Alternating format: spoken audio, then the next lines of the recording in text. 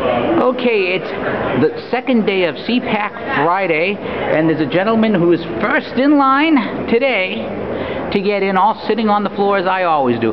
Sir, what's your first name? Rick. Rick, is this your first CPAC? It's my second. Your second. Was the last CPAC you went to here as well, or were you at an earlier CPAC? Yes, sir, it was last year. All right. So I see you are first in line, ready to get in, although there's someone second in line that's here fairly early. Who are you looking forward to seeing today?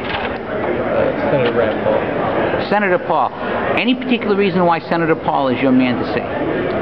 Because a lot of his views mirror mine.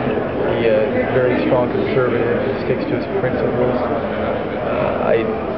I like the fact that he takes a more non-interventionist approach to foreign policy, and his stance, he's willing to stand on principle, like with Ted Cruz, issues on Obamacare and other issues in which he's not willing to just compromise just to go along to get along, like many Republicans in today's party do.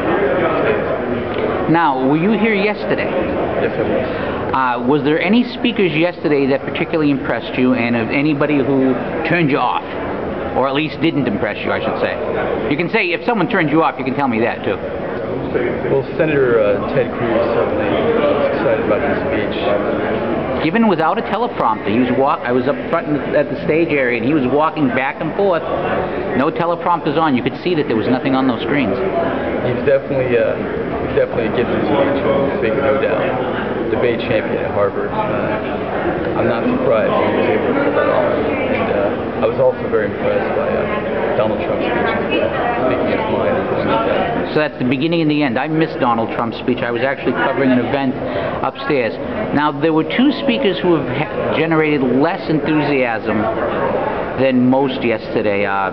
Speaker Mitch McConnell spoke, and Chris Christie spoke. Were you here for those two speeches? Yes, sir, I was. What did you think of them? With Mitch McConnell, I listened to his speech and I was very skeptical. He spoke about, when he's in control, things are going to change, and I don't foresee that happening. I believe that he's going to say we can start getting things done when we get a Republican in the White House. He's going to stand, just like right now, he's going to cave on everything. Same with John Boehner in the House. And I fear he's going to do the same thing, and he's going to say, well, things will be different when we get a president in the White House. I can't do anything. And he'll roll over. It's exactly what Ted Cruz spoke about standing for principle. That's not what Mitch McConnell does. So it wasn't the content of the speech itself, it's that it was your doubt of it. Exactly. I think there's this, for most conservatives at the event yesterday, there's a reason for skepticism just by watching how he votes and coming out with the whole rifle. I don't know if that was a way to energize us because we're all pro-Second Amendment. Yeah, that caught me by surprise, I must say. Although he doesn't resemble Charlton Heston. How about Chris Christie? Did you see that speech? Yes, sir, I did. What did you think? Well, first of all, I was surprised that he got the thunderous ovation he did. I know a lot of people were disappointed, as was I. I told a lot of people after he praised the president's leadership after Sandy, I knew that was going to put the nails in Mitt Romney's coffin. Sure enough, that's what happened. And I thought, it might be a tepid response, and I was surprised that there was a thunderous ovation. I'm not surprised that he was as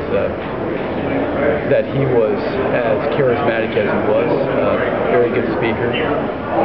One thing I noticed is he was constantly praising all these governors, some of whom I'm skeptical about, like Governor Kasich, who's expanding Medicaid in Ohio. And he went on and on about all these governors, all these great things they're doing, but when it came to his own, it's hard for him to sit there and talk about all these great things he's doing in New Jersey because it's not doing so well over there. The one thing to say was, well, I made this budget proposal to bring it down. Okay, but it hasn't been passed, It's just not much really talked about on his own. It's just he's relying on his charisma. And again, I was surprised he got such a great response, and I pray that Republican voters don't fall for it should he run at 16, because I don't think there's a chance he'll ever win. All right, well, thank you very much for your time, and I hope you enjoy Senator Paul's speech. If you find me, feel free to grab me, and you can tell me what you think. Will do. Thank you.